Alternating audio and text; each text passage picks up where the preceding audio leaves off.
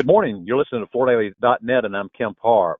This morning, my guest is Susan Hadinger. Susan, how you doing? I'm good. I wanted to catch up with you about the aftermath of Ian, the hurricane that hit above you but close to you.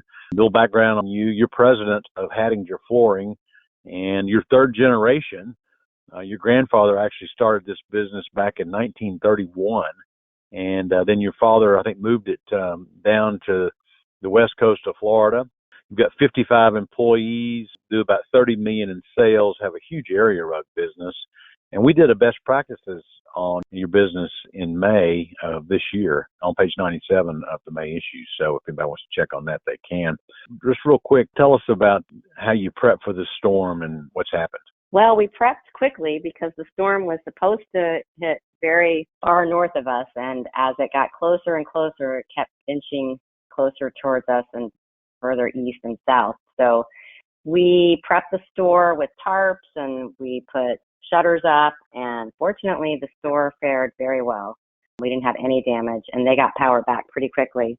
My parents' house was a different story. They lost most of their stuff. They had a storm surge throughout their house. And a lot of people, the damage from this hurricane has been extensive. The news is not overplaying it. It's pretty bad.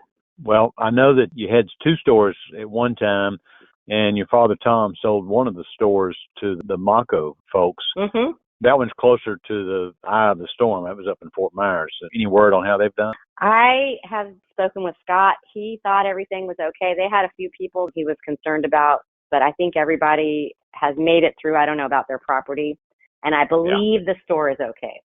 So That's what the last I heard from him. That's lucky because I think that's right where the center of the storm hit. I know you closed, the storm hit, about Wednesday of last week, and you closed, but you opening up today for the first time here in just a few minutes, right?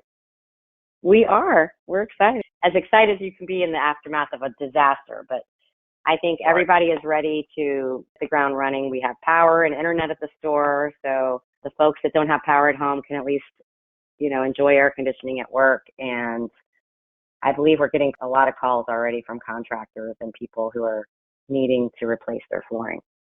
Yeah. I interviewed Ed Keller, who y'all brought in to work at Hadinger's, and I interviewed him in 2017 about Irma hitting that same area. So I guess you guys don't want any more storms to start with I, do you? That is correct. No more eyes, please. Skip the eyes. Based on that experience, that was just 5 years ago, you do tend to get a surge in business several weeks after a storm like this, don't you? Yes, we're expecting that. Based on what we've seen, people's homes have been destroyed. The surge is way different than how it was in Irma with the wind-driven rain. There's no saving the floors from a surge. Ed was joking back 5 years ago that now we get to test this new waterproof flooring. We'll have to see how that did this time, right? Nothing survives a flood. So one other thing I'd like to point out while I've got you. One of the things that's interesting about you being, an independent, family-owned specialty flooring retailer, you still have a huge rug business. I think 20% of your business comes from area rugs, right? Yep, that's correct. We do a great rug business. A lot of retailers have moved away from that, and it's just knowing how to do it, isn't it? It is. You have to either be all in or not, and we've devoted a lot of space to it. So it's a good business, but I understand why people, if you just dabble in it, it's difficult to get it going. You have to really devote time and space. We have 5 salespeople who are devoted just to area rugs. And actually, your mom is still involved in that, right? She is still doing the buying, yes, the area rug buying. The benefit, obviously, if you sell area rugs, you get to sell that square area twice, right? You get to put down the hard surface underneath it and then the soft surface on top. The reason that many independent retailers have left that business is because they're afraid to compete with the internet. How do you manage that? Make sure that you're not carrying the same things that are sold on the internet. There are a few rug companies that don't advertise widely on the internet, and we support them. And we private label everything. We don't focus our business on the lowest priced items. We're not going to be, because everybody has area rugs, from Home Depot to Costco. So we're not going to compete at the lowest level, but we do manage to have probably the biggest selection of mid, like the tufted mid-level rugs. A lot of people don't carry those.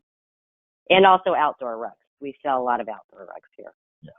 Are you bringing in, I know Dixie's just gone up on the upper end of the rug business. Are you bringing that in? Oh, yeah, we have it. We have it all. Lynn put together a good program. Yeah, I saw you a couple weeks ago up in Michigan at the NFA fall meeting. Did you bring anything back that you learned from that you're implementing at the store? Every time I go, I learn new stuff from these people. But there are some interesting new things that are coming out as far as technology that we're looking to implement, some claim processes and some payment processes that should be helpful. I noticed you've already implemented Roomvo thing, right? Roomvo, yeah. And we're also going to put some area rugs on there and see if that is something that people are interested in utilizing. Instead of taking the rug home, just looking at it online in your home. All right, Susan. Well, thanks for spending time with our listeners. Again, been talking to Susan Hadinger, the president of Hadinger Flooring in Naples, Florida, and you've been listening to Kemp Harr and FloorDolly.net.